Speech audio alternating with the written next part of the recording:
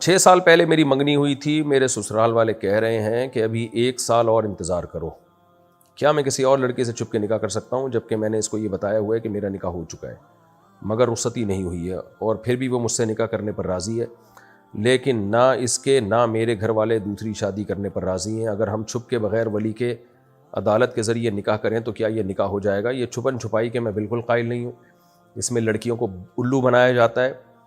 عدالت میں جا کے لڑکے لڑکی سے نکاح کرتے ہیں، لڑکی کے ماں باپ انوالو نہیں ہوتے، اور کیونکہ اب ماں باپ انوالو نہیں ہوتے تو لڑکی تو اس وقت جوش میں ہوتی ہے، 4 5 6 8 10 دن میں مرد کا جوش ٹھنڈا ہو جاتا ہے، اس کے بعد وہ اس کو بوجھ سمجھتا ہے، لٹکا دیتا ہے، طلاق دے دیتا ہے، اور بعض دفعہ لٹکا کے چھوڑ دیتا ہے اس کو۔ تو میں کبھی بھی مشورہ نہیں دوں گا کسی لڑکی کو بھگا کے ولی کی اجازت کے بغیر آپ کورٹ میں نکاح کریں، تو اور خاص طور پہ جب جہاں آپ کی شادی ہوئی ہوئی ہے وہ جب بیٹی کو رخصت کریں گے تو آپ کو کنوارا سمجھ کے کریں گے، تو یہ بھی ان کے ساتھ بھی دھوکہ ہوگا۔ وہ تو یہ سمجھ رہے ہیں کہ آپ کنوارے ہو، تو یا تو ان کو بتا دیں، اس کا آسان حل یہی ہے، ان کو بول دیں بھائی 1 سال میں انتظار نہیں کر سکتا، میرے لیے برائی سے بچنا مشکل ہے۔ یہ نہ بولیں برائی سے بچنا مشکل ہے، بس ویسے ہی بول دیں کہ میں 1 سال انتظار نہیں کر سکتا، تو مجھے اس دوران اگر کوئی مل گیا تو میں نکاح کر لوں گا۔ تو منگنی توڑ دیں گے، ان کی مرضی، انسان کے بچے ہوں گے تو بھیج دیں گے اپنی بیٹی کو کہ بھئی ایک اچھا رشتہ ہمارے ہاتھ سے جا رہا ہے۔ اگر انسان کے بچے نہیں ہوں گے، جیسے کہ آج کل بہت ہی کم ہوتے ہیں سوائے ان لوگوں کے جو میرا پروگرام سن رہے ہیں، تو جلدی رخصتی کر دیں گے اگر انسان ہوں گے، نہیں ہوں گے تو پھر۔ لیکن یہ جو بھگانا اور عدالت میں جا کے چھپ کے نکاح کرنا، اور آپ کی جو منکوحہ ہے یا جو منگیتر ہے وہ یہ سمجھتی رہے کہ کوئی اور لڑکی آپ کی زندگی میں نہیں ہے، تو یہ سب پھر دھوکے میں آئے گی یہ سب چیزیں، اور ہمیشہ کے لیے آپ پہ اعتماد ختم ہوگا، اور اس لڑکی کا بھی بیڑا غرق ہو جائے گا جس کو آپ بھگا کے کورٹ میں شادی کریں گے اس کا بھی بیڑا غرق ہو جائے گا، کیونکہ آپ نے اس کو بھی بعد میں چھوڑنا ہے۔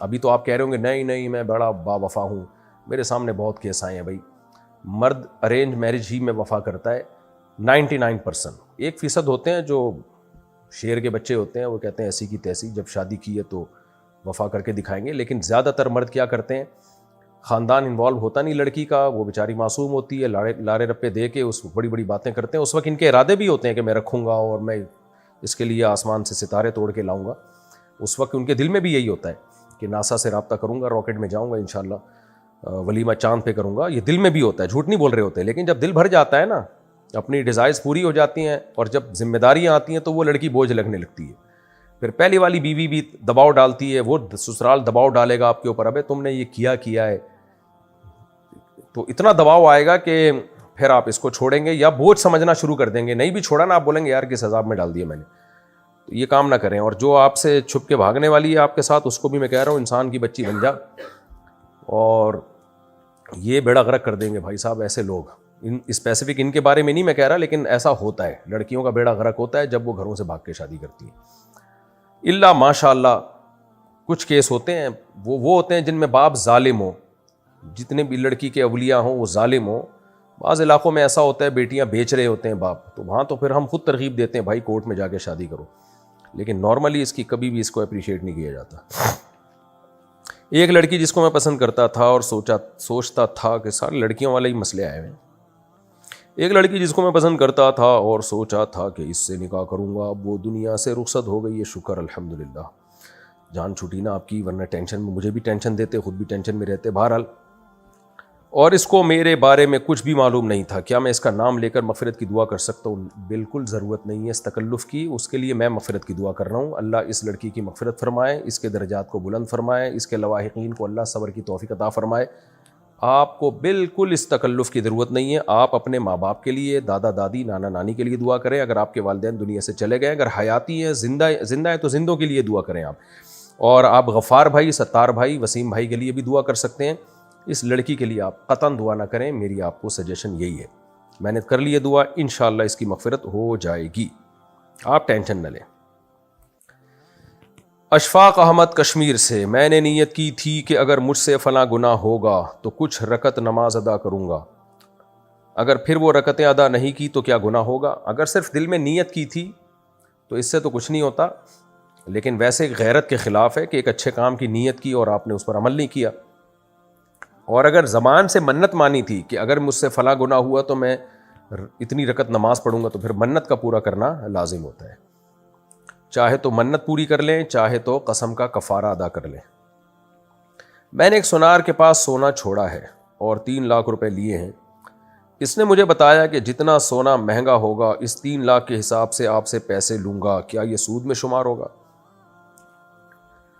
سونار کے پاس سونا چھوڑا ہے، کس کا سونا تھا؟ آپ نے خرید لیا تھا، اس کے بعد امانتاً اس کے پاس رکھوایا ہے، یا اسی کا سونا تھا، فرض کر لیا کہ جو آپ کے پاس رہے گا اور قیمت بڑھتی رہے گی تو 3 لاکھ کے حساب سے آپ سے پیسے لوں گا؟ تو یہ جائز نہیں ہے جو آپ صورت بتا رہے ہیں۔ جو آپ کا سونا ہے، آپ نے امانت رکھوائی ہوئی ہے، تو آپ جب چاہیں امانت واپس لے لیں اور جب چاہیں بیچ دیں اس کو، جو قیمت فیوچر میں ہو اس کے حساب سے قیمت طے کر لیں۔ جو آپ صورت بتا رہے ہیں اس سے تو یہ صورت تو ناجائز ہی معلوم ہو رہی ہے، اگرچہ آپ نے وضاحت نہیں کی ہے کہ کیا ہے، لیکن سونے کا سیدھا سیدھا طریقہ یہی ہے کہ آپ خریدیں، پیمنٹ کر دیں اور پھر چاہے سونار کے پاس رکھ دیں امانت کے طور پر، پھر جب مہنگا ہو جائے تو اس کو کہیں بیچ دیں اور اس سے اس کے پیسے لے لیں۔ اس کے علاوہ اور کوئی طریقہ ٹھیک نہیں ہے۔ کیا مرد بالوں کا جوڑا باندھ کر نماز پڑھ سکتا ہے؟ جی پڑھ سکتا ہے۔ میں ایک لڑکی سے بات کرتا ہوں اور شادی بھی کرنا چاہتا ہوں، کیا اس سے بات کر سکتے ہیں یا نہیں؟ ایک آدھ دفعہ بات کر لینے میں کوئی حرج نہیں ہے، کوئی ضروری بات ہو جس سے اس کو سمجھنے کا موقع ملے آپ کو کہ کوئی ضروری بات ہو۔ گپیں مارنا، ہنسی مذاق کرنا، دل بہلانا یہ حرام اور ناجائز ہے، کیونکہ نامحرم ہی ہوتی ہے۔ بعض دفعہ اجنبی جگہ پر شادی ہو رہی ہوتی ہے، پتہ ہی نہیں ہوتا کون ہے کیا ہے، تو ایک آدھ دفعہ بات کرنے کی گنجائش معلوم ہوتی ہے۔ لیکن جو لڑکیوں میں حیا غالب ہوتی ہے وہ پھر بھی بات نہیں کرتی، ان کے لیے مناسب یہی ہے۔ یہ معلوم کرنا تھا۔ اچھا ایک منٹ۔ عشرت علی بجنور انڈیا سے، میرے والد اور چچا کی زمین پارٹنرشپ میں ہے۔ ہم نے آپس میں فیصلہ کر لیا ہے کہ رائٹ سائڈ ہماری ہے اور لیفٹ سائڈ چچا کی۔ جب ہائی وے نکلا تو چچا کی زمین کی طرف کچھ مکان تھے جس کا معاوضہ ہائی وے والوں نے میرے والد اور چچا دونوں کے کھاتے میں آدھا آدھا ڈال دیا۔ چچا نے کہا مکان میری سائڈ میں تھے، اس لیے ہمارے والد نے ملنے والے پیسے چچا کو دے دیے۔ سبحان اللہ۔ لیکن جو ہائی وے نکالا اس میں ہماری سائڈ کی زمین زیادہ گئی ہے، تو چچا کو چاہیے کہ ملنے والی رقم میں سے ہم کو بھی کچھ پیسے دیں۔ اگر ان سے زمین کے پیسے مانگتے ہیں تو کہتے ہیں وہ تو ہائی وے والوں نے لے لی ہے۔ وضاحت فرمائے۔ دیکھیں، اگر مشترک زمین کا فیصلہ کر لیا تھا کہ یہ والا حصہ ہمارا، یہ والا حصہ آپ کا، اور یہ فیصلہ یقینی فیصلہ تھا، ڈن تھا، تو اس کا مطلب کہ والد صاحب کا جو حصہ تھا وہ انہوں نے آپ کو بیچ دیا اور آپ نے اس کے بدلے میں اپنا حصہ والد صاحب کو، چچا کو بیچ دیا۔ یعنی یہ خرید و فروخت کا عمل ہو گیا اور تقسیم ہو گئی، یہاں والا آپ کا ہو گیا، یہاں والا آپ کا ہو گیا۔ جب ایک دفعہ مالک بن گئے تو اب جو ان کی زمین کے پروفٹ ہے وہ انہی کو ملے گا، اس میں مکان آ رہے ہیں، جو بھی آ رہا ہے۔ اور اگر گورنمنٹ کے ہائی وے نکالنے سے آپ کو کوئی نقصان ہو رہا ہے تو وہ آپ ہی کے ذمے ہے، کیونکہ جب پراپر وے میں ملکیت تقسیم ہو گئی تو اب کوئی کسی کا ذمہ دار نہیں ہے اس میں۔ اور اگر ملکیت تقسیم نہیں ہوئی تھی بلکہ یہ تھا کہ یہ زمین ہم دونوں کی مشترک ہے، تو یہ والا حصہ آپ استعمال کر لیں، آدھا وہاں والا، آدھا ہم استعمال کریں گے۔ کوئی باقاعدہ یقینی طور پر ایسی تقسیم نہیں ہوئی تھی۔ ہوتا ہے نا محایات کے طور پر کہ باریاں یعنی ہیں تو ہم دونوں کا، لیکن یہ حصہ آپ استعمال کر لیں، یہ حصہ ہم استعمال کر لیتے ہیں۔ تو اگر صرف استعمال کی حد تک تھا تو پھر جو بھی فائدہ ہوگا کسی بھی زمین کے حصے پر اس میں دونوں برابر کے شریک ہوں گے، جو بھی نقصان ہوگا اس میں بھی دونوں برابر کے۔ تو اگر یہ تقسیم کا عمل مکمل ہو گیا تھا تو اب کچھ نہیں ہو سکتا۔ اب جو جس کا نقصان ہوگا وہ خود ہی بھرے گا، جو جس کو فائدہ ہوگا وہ اس کو جائے گا وہ فائدہ۔ میں نے بیماری کی وجہ سے کئی سال روزے نہیں رکھے، اب کچھ سالوں سے رکھ رہی ہوں، مگر بیماری کی وجہ سے تمام روزے نہیں رکھ سکتی، کیا میں کفارہ دے سکتی ہوں؟ اور کفارہ کس حساب سے دیا جائے گا؟ جس سال روزے چھوڑے اس سال کے حساب سے، یا جب کفارہ دے رہے ہیں تو اس سال کے حساب سے؟ اور اگر میرے پاس کفارے کے پیسے بھی نہ ہوں تو کیا کریں؟ دیکھیں، جو روزے چھوڑیں وہ آپ کو رکھنے پڑیں گے، کنٹینیو نہ رکھیں، تھوڑے تھوڑے کر کے رکھ لیں۔ سردیوں میں رکھیں، دسمبر نومبر میں جب دن چھوٹے ہوتے ہیں، جنوری میں بہت چھوٹے دن ہوتے ہیں اور سردی بھی ہوتی ہے، تو پابندی سے یعنی کنٹینیو نہ رکھیں، ایک رکھ لیا پھر 2 دن چھوڑ دیا پھر ایک رکھ لیا، تو جب تک ایک روزہ رکھنے کی بھی آپ میں طاقت ہے آپ کو روزے رکھنے پڑیں گے۔ ہاں، کوئی ایسی بیماری آ جائے خدا نخواستہ، یہ اتنا بڑھاپا آ جائے کہ اب روزہ رکھنا ممکن ہی نہیں رہا، ناممکن ہو گیا، کبھی بھی نہیں رکھ سکتی، تو پھر کفارہ دینا پڑے گا. کفارہ نہیں، فدیہ. وہ فدیہ کیا ہے؟ کسی غریب کو 2 ٹائم کا یا تو کھانا کھلا دیں، یا 2.25 کلو آٹا، یا اس کی قیمت کسی ایک غریب کو دینے سے 1 دن کا روزے کا، 1 روزے کی قضا ہو جائے گی. تو وہ آپ کو بہرحال کرنا پڑے گا. اور وہ کفارے کی جو قیمت ہے، جس سال روزہ چھوڑا تھا اس سال نہیں، بلکہ جب کفارہ دیں تو اس دن آٹے کی جو قیمت ہوگی وہ قیمت دیکھی جائے گی. باقی یہ کہ کفارے کے پیسے بھی نہ ہوں تو پھر اللہ کریں، جب پیسے آ جائیں تو اس وقت کفارہ ادا کریں. یہ مسئلہ بھی ذرا حیا کے خلاف ہے. خاتون نے پوچھے 4 مہینے پہلے میرا بچہ پیدا ہوا. میں سوال اسکپ کر رہا ہوں، صرف جواب بتا رہا ہوں. دیکھیں، جو پیشاب والی جگہ ہے نا، اس سے اگر ہوا خارج ہو تو اس سے وضو نہیں ٹوٹتا. تو باقی اگر اس سے نجاست خارج ہوگی تو وضو ٹوٹے گا. اچھا بھائی، میں ایک 2nd ایئر کی اسٹوڈنٹ کو پڑھاتا تھا، وہ لڑکی مجھ کو پسند کرنے لگ گئی، مجھے بھی وہ پسند ہے. کیا میں اس سے نکاح کر سکتا ہوں؟ اس کے والد شاید یہ سوچیں کہ سماج کیا کہے گا، وضاحت فرما دیں. اس کے والد نے یہ نہیں سوچا کہ ایک جوان لڑکی کو آپ جیسے جوان لڑکے سے ٹیوشن پڑھوا رہے ہیں. یہ عجیب ہی لوگ ہیں. تو بہرحال اب یہ تو جائز ہی نہیں ہے جوان لڑکی کا اس طرح آپ کو پڑھانا ٹیوشن، اور اس لڑکی کا آپ سے پڑھنا. خیر، اب آپ کے دل میں اس کی پسند آ گئی ہے، اس کو آپ پسند آ رہے ہیں تو شادی کریں. سماج کی ایسی کی تیسی. تو پیغام بھیج دیں اس کے والد کو. والد کیا سوچیں گے؟ والد وہی سوچیں گے. اگر والد صاحب آپ کی عمر میں کسی کو ٹیوشن پڑھاتے تو آپ ان کے والد کے بھی یہی جذبات ہوتے ہیں. مرد پہلے ہوتا ہے، ٹیوٹر بعد میں ہوتا ہے. لڑکی پہلے ہوتی ہے، وہ آپ کی اسٹوڈنٹ بعد میں ہوتی ہے. تو اس لیے آپ کو اب پسند آ گئی ہے، اس کو بھی آپ پسند آ رہے ہیں، تو ٹیوشن چھوڑ کے اب شادی کو فوکس کریں. آپ جب شادی ہو جائے گی پھر ٹیوشن پڑھانا. اور اگر شادی کو ریجیکٹ کر دیتے ہیں، شادی نہیں ہوتی، تو اس کو ٹیوشن پڑھانا بھی آپ کے لیے حرام اور ناجائز ہے. اس سے بہت بڑے فتنے میں پڑنے کا اندیشہ ہے. زنا اسی سے پھیلتا ہے. قرآن نے یہ نہیں کہا کہ زنا مت کرو، بلکہ کہا لا تقربوا الزنا، زنا کے قریب بھی مت پھٹکو. کیا ایام حیض میں اذان کا جواب دے سکتے ہیں؟ جی بالکل دے سکتے ہیں. عدنان صاحب مہاراشٹر سے، جس طرح بچوں پر ماں باپ کے حقوق ہوتے ہیں تو کیا ماں باپ پر اولاد کے حقوق نہیں ہوتے؟ کیا نوکری چھوٹ جانے پر اولاد کو گھر سے نکال دینا چاہیے، گالیاں دینی چاہیے، جیسے کہ میرے ساتھ ہوا ہے صرف جاب کی وجہ سے؟ بھائی، ماں باپ پر بھی حقوق ہیں اولاد کے، ایسا نہیں ہے صرف اولاد پر ماں باپ کے ہیں. تو اب نوکری چھوٹنے پر اگر آپ کو نکال دیا ہے تو غلط کیا ہے. رزق تو اللہ کے ہاتھ میں ہے. باقی اب آپ کی اس میں کتنی غلطی تھی یہ مجھے معلوم نہیں ہے. میں تو یک طرفہ بات سن رہا ہوں. بعض دفعہ اولاد اتنی نالائق ہوتی ہے، وہ کمبخت کہیں ٹک کے جاب ہی نہیں کر رہے ہوتے.